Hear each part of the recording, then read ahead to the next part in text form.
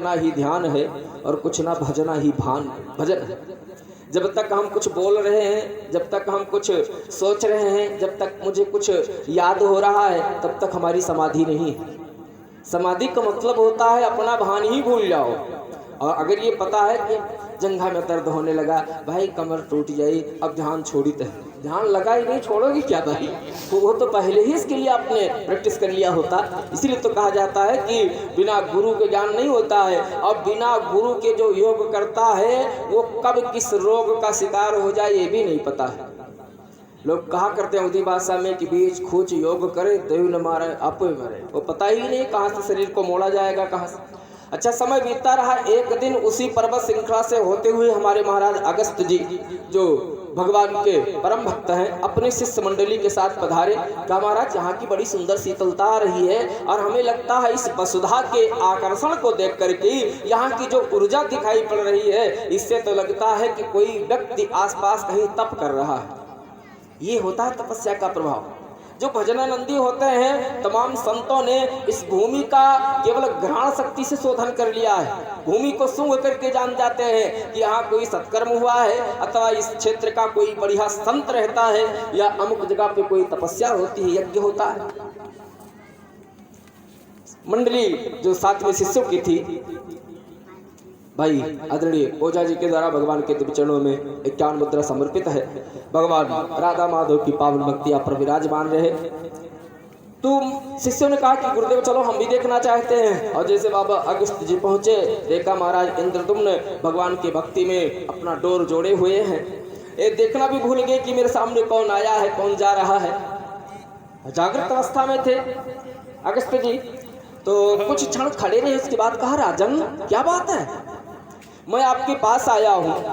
अपने हमारे भाई आदरणीय पुजारी जी मिश्रा जी नंदापुरवा निवासी भगवान के चरणों में 51 मुद्रा समर्पित है। भगवान की परम भक्ति विद्यमान रहे। महाराज इंद्रदुम्न से कुछ चर्चा भी किया है, अगस्त जी ने कुछ कुशल क्षेम भी पूछा है, यह भी नहीं सुना, क्योंकि अपना होशो हवास ही खो बैठे थे। केवल एक ही चीज दिखाई पड़ रहा था, मेरे भगवान कहाँ है, मेरे भगवान से मेरी डोर जुड़ जाए। हमारे प्रश्न ही भाई श्री बद्री विशाल शुक्ल जी भगवान राधा माधव के परम भक्त आपके द्वारा गोविंद के चरणों में 51 मुद्रा। भगवान ज्ञान भक्ति वैराग्य लक्ष्मी से परिपूर्ण रखे। वृंदावन बिहारी लाल की जय। तो कहा देखो राजन, मैं अपने शिष्य मंडली के साथ आया हूँ, यदि मैं अकेला होता मेरा अनादर कर देते, हमसे कुछ ना बोलते, महाराज चल जाता। लेकिन आज तो मुझे इस बात का दुख है कि मेरे साथ में संतों की जो टोली आई थी, मेरे नए नए शिष्य आए थे, ये लोग क्या कहेंगे कि बाबा आपके जप तप ध्यान धारणा में कोई कमी आ रही है, इसलिए बड़े बड़े राजा महाराजा आपको ठुकराए हैं। भाई क्या कहेंगे सब लोग। अच्छा, इंद्रदुम्न जी ने फिर भी नेत्र अपने नहीं खोले, भक्ति में ही लगे। माया बड़ी प्रबल हुई। भगवान की प्रेरणा होती है कि अपने आप को संभालना चाहा अगस्त बाबा ने कि मैं क्या करने जा रहा हूँ, लेकिन होने की प्रधानता के नाते उन्होंने श्राप दे दिया है, राजन जाओ, जिस तरह तू जड़वत बैठा हुआ है, एक संत का अनादर किया है, हाथी की तरह पृथ्वी को नहीं छोड़ता है, मेरा श्राप है तो हाथी हो जाएगा, गजयोनि को प्राप्त होगा। अभी कुशल क्षेम पूछा, मधुर संवाद किया, नेत्र नहीं खुले, और जैसे बाबा ने साप दे दिया कि टक से नेत्र राजा इंद्रदुम्न के खुल गए। आंखों से अश्रुपात करने लगी। महाराज ये आपने क्या किया, राजन आपने मेरा अनादर किया था तो हमने ऐसा कह डाला, श्राप तो निकल गया। गुरुदेव मैं आपके साप से दग्ध नहीं हूँ, आपके साप देने से दुखी नहीं हूँ, मुझे तो इस बात का डर है कि भविष्य में कोई भी व्यक्ति तपस्या करेगा ही नहीं, कि भैया तपस्या करने जाओगे, कहीं ध्यान धारणा लग गई और कोई आया गया ख्याल नहीं कर पाए तो साप मिल जाएगा। तो महाराज इसका मुझे डर है। मुझे ये डर नहीं है कि हमने इतने दिनों तक भजन किया और मैं हाथी बन गया हूँ ना, हमारी बात कोई इस पथ पर नहीं चलेगा, तब क्या होगा महाराज। आदरणीय माता जी के द्वारा भगवान के चरणों में किश मुद्रा। भगवान आपका कल्याण करे, भक्ति हृदय में बसे। बाबा अगस्त ने कहा राजन अब जो कुछ होना था हो गया, प्रसाद हुए ही देव ऋषिवाणी, राजन मैं सांप को मिथ्या नहीं कर सकता हूँ, लेकिन जाओ मैं अपनी योग दृष्टि से देख रहा हूँ भगवान की माया का भी हमने संधान कर लिया है। उस माया से लग रहा है कि यदि वो परमात्मा प्रेरित करके मुझसे श्राप निकलवा सकता है तो मुझे भी पता है राजन, चिंता मत करो। मानव की काया मिली, सुंदर राज्य वैभव मिला, अपार संपत्ति मिली, लेकिन आपको भगवान नहीं मिला। जाओ, यदि आपको इस शरीर के बिगड़ने के बाद गज योनि प्राप्त होगी, हाथी अगर बन जाएगा तो इस सांप के साथ ही मेरा आशीर्वाद है, हाथी के रूप में आप भजन करोगे और हाथी का शरीर पाने के बाद भी वो भगवान आपको प्राप्त हो जाएगा, जो बड़े बड़े ऋषियों मुनियों को नहीं प्राप्त होता है, भगवान प्राप्त हो जाएगा। इसका जैसे शब्द सुना महाराज इंद्रदुम्न प्रफुल्लित हो गए। महाराज बहुत सुंदर दया आपकी हुई। अच्छा, अब इसके लिए मुझे करना क्या होगा? कहा राजन, सृष्टि के विधान को मैं चुनौती नहीं दे सकता हूँ। ये मानव काया जब तक की रहेगी तब तक आपको श्वास की पूंजी को खर्चा करना है, और जब श्वास की पूंजी समाप्त होगी आपका शरीर छूटेगा, फिर दूसरी शरीर आपको हाथी की प्राप्त होगी। समय अपनी गति से चलता रहा। एक दिन महाराज इंद्रदुम्न ने मलय चोटी पर ही प्राण का त्याग किया, भगवान श्री राधा माधव के दिव्य धाम को प्राप्त किए, और अगला जन्म उनका हाथी का हो गया, गजेंद्र का हो गया। समय चल रहा है और वो कहाँ पैदा हुए? संत की कृपा देखो, दिए तो दिया था साफ, लेकिन पैदा भी कहाँ हुए? क्षीर सागर में है, जहाँ स्वयं भगवान नारायण का हमेशा निवास कहा जाता है।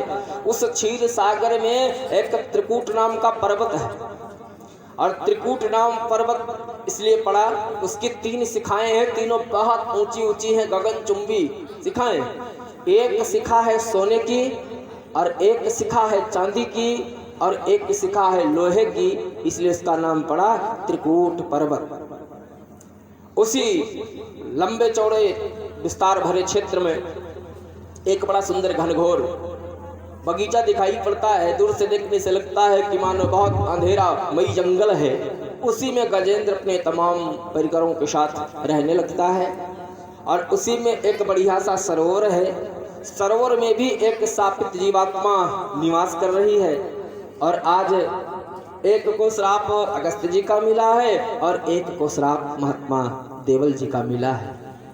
दोनों को आशा किसकी है? उस कर्तुम अकर्तुम अन्यथा कर्तुम समर्थ प्रभु वैकुंठाधीश लक्ष्मी नारायण भगवान की। जब प्रभु मेरे सामने आएंगे तो मेरा उद्धार होगा। समय चल रहा है। एक दिन की बात है, गजेंद्र को बड़ी तीव्र प्यास लग जाती है। एक दिन हमने कथा में निवेदन किया था कि प्यास जिन श्रीमद् भागवत के पात्रों को आई है उनके जीवन में कुछ ना कुछ नया हुआ है। हमारे आदरणीय परम स्नेही श्री श्री प्रसाद पांडे जी अवृद्ध भक्तजनों में से आप एक हैं, और कथा के तो आप परम रसिक हैं। आपके द्वारा गोविंद के चरणों में किस मुद्रा समर्पित है।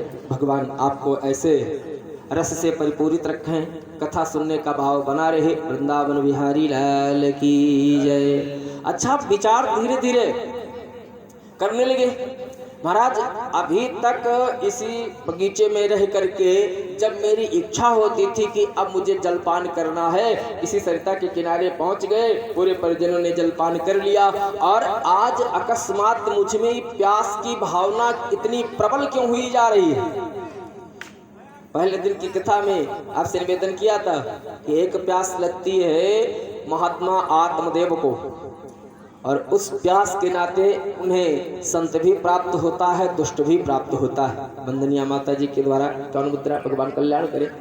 एक से तो मिले महाराज गौकर्ण जी, और एक से कौन मिला? कुंदकारी। भाई प्यास लगी तो ऐसा हुआ। और दूसरी प्यास श्रीमद् भागवत के माध्यम से लग रही है महाराज गजेंद्र को। स्वयं सागर में रहता हुआ आज प्यासा हो जाता है। भागवत में बाबा व्यास जी ने बड़ा सुंदर भाव दिया है। आशीत गिरिवरो राजंस्तकोट इति विश्रुतः क्षीरोदेनावृतः श्रीमान योजना मुत इक्षितः। एक योजन नहीं 100 योजन लंबा चौड़ा क्षेत्र का विस्तार है, जिसको देखते हुए लगता है अखिल पृथ्वी को उठा करके इस पर्वत पर रख दिया जाए तब भी इसके क्षेत्रफल को ढक नहीं सकती, इतनी लंबाई चौड़ाई भरा क्षेत्र। अपने समस्त परिकरों के साथ रहता है।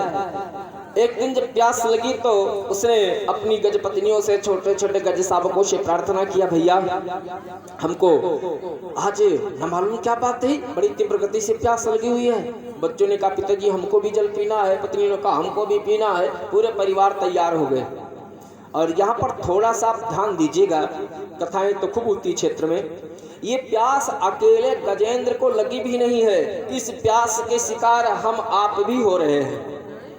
हम एक कथा के माध्यम से केवल यही सुनकर के ना खत्म कर देंगे कि प्यास केवल गजेंद्र को लगी थी और गया तो ग्राह ने पकड़ लिया, चिल्लाया भगवान आए, नहीं।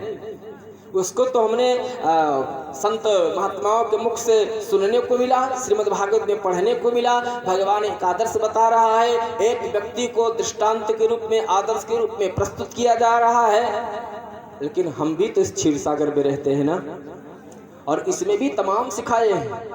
धन्यता वो पर्वत जिसके केवल 3 कूट थे, 3 सिखाते, और यहाँ पर तो तमाम सिखाए, काम, क्रोध, लोभ, अहंकार, द्वेषा, आगे पीछे पढ़ने की ललक है, दबा दूंगा इसकी जिज्ञासा।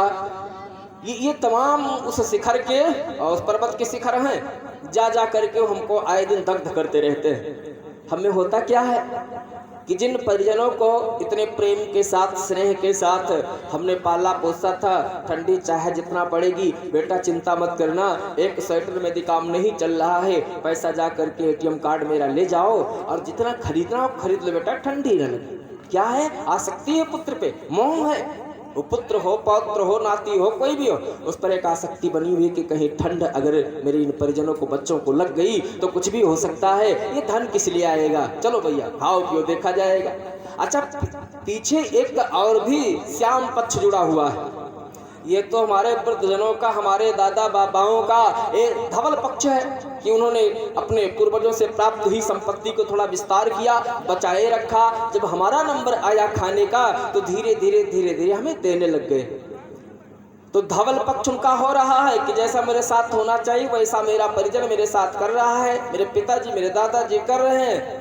लेकिन उनकी भी ये सोच है, आज मैं जैसा आपके साथ कर रहा हूँ बेटा, जब मैं कभी निढाल हो जाऊंगा, जब मेरा बल काम नहीं करेगा, है, जब मेरा पौरुष क्षीण हो जाएगा, तब आप ऐसे हमसे भी पूछना, बाबा जी एक स्वेटर में जाड़ जा रहा है कि नहीं, पिताजी एक स्वेटर में आपको ठंडी तो नहीं लगती है? हम तो जा रहे हैं बड़े जरूरी काम से, लेकिन हमने छोटू को बता दिया है, जाना छोटू से 2000 रुपये ले लेना, और जो आपको लेना हो, पहनना हो, खाना हो, ले आइए। शाम को भोजन करने नहीं उठते हो पिताजी, तो कोई बढ़िया चीज ला करके अपने पास रख लेना कि शाम को चल जाएगा, वो गदगद हो जाएगा। नहीं लेगा रुपया तो उसका ठंडी दूर हो जाएगा, जाड़ा दूर हो जाएगा कि हमारे बेटे ने कहा तो भला है।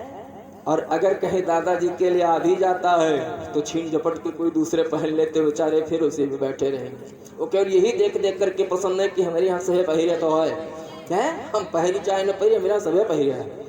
विशेष करके आज गजेंद्र की जो दशा भागवत के माध्यम से हम लोगों को देखने को मिल रही है, ये दशा हमारे जो श्रेष्ठ परिजन थे, दादा बाबा थे, उनके साथ हुआ है और मेरे साथ भी होगा। अपनी प्यास को शांत कर सकता था, परिजनों को यही रोक देता, क्योंकि प्यास गजेंद्र को लगी थी, लेकिन प्यास के साथ साथ में आसक्ति ने आकर के डेरा बना लिया। अच्छा, बड़ी प्रबल होती है।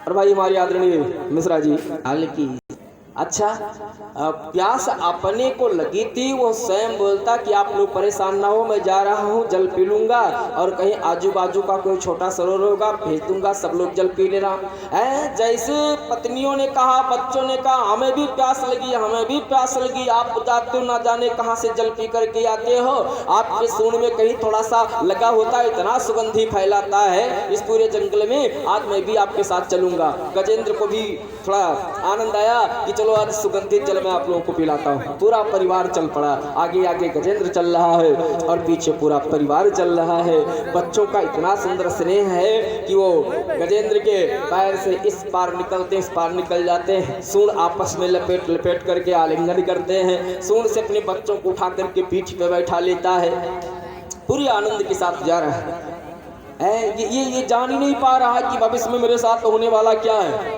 उस आनंद को तो पकड़ रहा है। अंततो गत्वा उसी पावन सरोवर में पहुंच गए, जहां पर पूर्व का ही एक संत महात्मा के द्वारा स्थापित जीवात्मा निवास करती है ग्राह के रूप में। महाराज परीक्षित ने कहा, गुरुदेव क्षमा कीजिएगा, जैसे आपने गजेंद्र को बता दिया है श्राप लेकर के उस त्रिकुट पर्वत के घनघोर जंगल में रहने वाला था, प्यास लगी सरोवर की तरफ गया, वैसे वह कौन जीवात्मा है जो पहले से ही गजेंद्र के लिए सरोवर में व्याप्त थी। सुखदेव जी ने कहा, राजन, जैसे महात्मा अगस्त के कहने से सांप लगा था महाराज इंद्रदुम्न को, वैसे ही एक बार गंधर्वों की सभा लगी थी और गंधर्व के पास गान विद्या और मनोरंजन ये बहुत होता है? वो जो भी गाते हैं या जो भी रोल अदा करते हैं या कोई भी रंगमंच का दिव्य कलाकार उनको मान लिया जाए तो ये करने में वो बड़े सक्षम हो जाते हैं। एक दिन उन्हीं गंधर्वों की सभा में देवताओं को भी आमंत्रित किया गया, भैया सब लोग आइएगा, एक कार्यक्रम होने जा रहा है। उसी में महात्मा देवल भी चल पड़े, चलो भैया हमको भी बुलावा आया है। गए, वहाँ पर सभा का खूब सुंदर ढंग से ध्यान भजन हुआ, सब लोग अपने अपने घर को चले और महात्मा देवल जी भी चल पड़े। वहीं पर हुहू नाम का गंधर्व बैठा था, तो देखा कि बाबा देवल जी बड़े सरल महात्मा है, उनको क्रोध नहीं लगता है। तो हुहू ने सोचा कि सब लोग यही बताते हैं कि देवल को क्रोध नहीं लगता है, क्रोध नहीं लगता है, चलो आज मैं देखता हूँ क्रोध कैसे नहीं लगता है। जब निकल गए कुछ दूर तक तो अपने वस्त्र को निकाला, बाबा जी को लगा कि लाओ संध्या बेला हो रही, स्नान ध्यान करके संध्या कर ले। भाई ब्राह्मण वही है, संत वही है, त्रिकाल संध्या करता हो ना त्रिकाल कर पाओ या कई काल कर लो, सुबह ही कर लीजिए, बहुत जरूरी है। कुछ लोग तो यही भूल जाते हैं संध्या है क्या, अगर सुबह बोल दिया जाए आप संध्या कर लो तो कहते हैं सिरियानो वही का संध्या बाहर है। संध्या का मतलब लगाते हैं कि जब अंधेरा हो जाएगा तब संध्या होती है। हर ब्राह्मण का धर्म है, प्रार्थना कर रहा हूँ, यद्यपि संध्या के मंत्र होते हैं, वैदिक विधियाँ होती हैं, मंत्र आपको नहीं आता कोई बात नहीं, कोई भी संत विद्वान आएगा उसके पास बैठ करके और अनुभव कर लेना, जान लेना विधि। लेकिन जब तक कोई नहीं आपको प्राप्त हो रहा है, सुबह इतना तो कर ही डालो, स्नान ध्यान करके समय से और बैठ करके माता गायत्री को प्रणाम करो, भगवान भास्कर को प्रणाम करो, एक लोटा उन्हें अर्घ प्रदान कीजिए। आपके घर पे बटोरनाथ या भगवान भोलेनाथ जैसे रूप में विराजमान हो उनका अभिषेक कर देना, चंदन टीका लगा देना और बैठ करके 1 मिनट 2 मिनट के लिए अपनी मुद्रा को सरल बना दो। हे प्रभु, सुबह से शाम तक का जितना कार्य मैं करूंगा सब आपके चरणों में।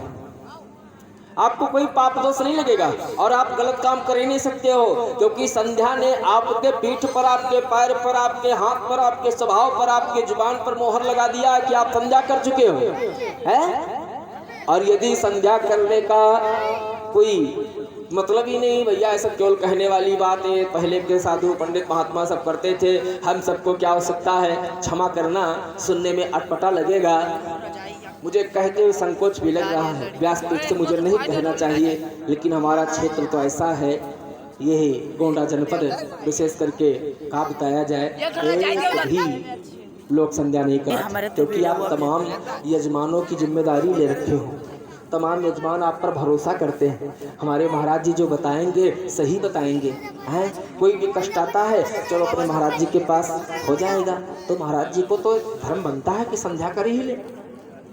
और यही सब कथा सुनाने का उद्देश्य भी ये होता है कि आप समझो, इस भागवत का आयोजन किया जा रहा है, इसको समझो, ये नहीं है केवल आज आए और भगवान का जन्म महोत्सव हुआ, लावा बंटा, सठौरा बंटा, खाए पिए, घर का चले होता रहता है नहीं। महात्मा देवल जी ने कहा कि संध्या कर लेते, अपने वस्त्र को निकाल करके और सरिता में प्रवेश किया। ऐसी हुहू ने सोचा कि आहो, हमको ये भी देखना है कि बाबा को क्रोध आता है कि नहीं, लेकिन हमने ये सुना है कि बाबा डरपोक भी बहुत है। अच्छा, तो कहा क्या करोगे, कहा हमको पानी में घंटों बैठे रहने की कला जानता हूँ मैं, इतना मैंने अपने आप को साध लिया, तो चलो हम पहले से ही सरिता में बैठ जाएंगे और जब बाबा डुबकी लगाएंगे तो बाबा के पैर को पकड़कर खींच लेंगे, देखते हैं कि बाबा जान पाता है कि नहीं। अगर कहीं समझ गए कि कोई ग्राह ने हमको खींच लिया, छटपटाएंगे, चिल्लाएंगे, तो मैं हंसूंगा। यही मन में सोच करके वो चला गया पहले उसी